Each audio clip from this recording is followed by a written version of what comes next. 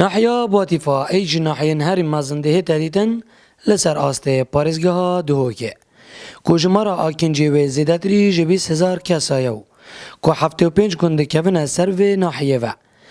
لی نبونا نوجدار و درمانان لناخوشخانه باتیفا خلکی و نچار کرینه که نزیکی 40 کیلومتران ببرن دا که نخوشن خواه بگینن قضایا زاخو. جهه داخل کوبو ما چندین سالانه ما آریشا نخوشخانه هیل باتیفا هرش دست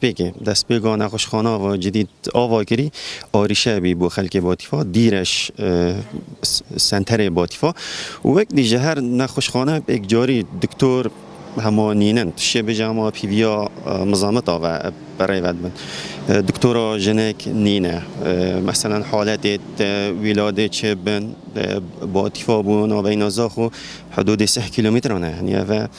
مطرسیا سر جانا خلقی هی کو بون خودنا کت حالت که طارق چه بدن یادی درجه بهرا بتر توس حکی تایبت پیجات کرونا درگه خسته گرتیه گاوادی عمل ویره بین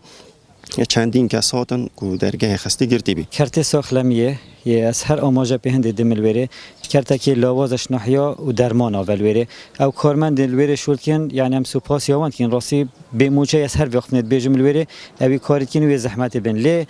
درمان نینن هکه هبت سیلانه که هکه هبت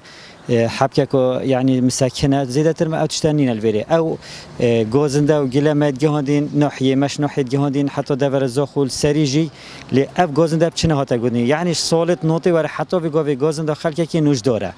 نوجدار منينه نه نوجدار سبيدي هكا بيرجيك يعني مؤقتة كان ساعتها كان ينجنويت الفيري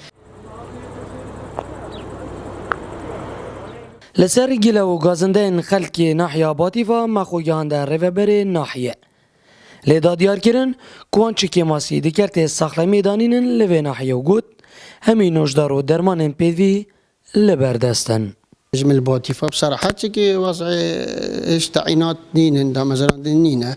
هيش نين ودكتور تيت يعني ودكتورة جماعي هي دكتور جماعي سبيدا تيتن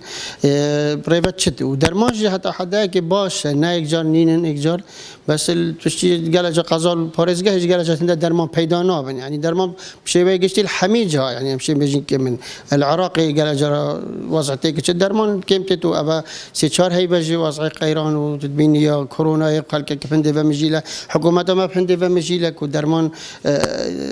کم تد همه تجی کم بوینه او تنه بس و که هتا راده که باشه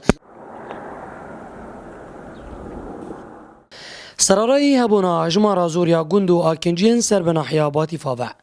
کومینا خلکی و دبیجن پیدوی بو همی جورین درمان و پشکنین و نوجداران لوی نخوشخانه هبانا لی برواجی چه جوانتشتان لی ناهی ندیتن جبو هر نخوشه کی پیدوی بو جبو چاره سریه پیدوی قصدا قضایا زاخو بکد زیروانگولی با دینان ناحیا باتیفا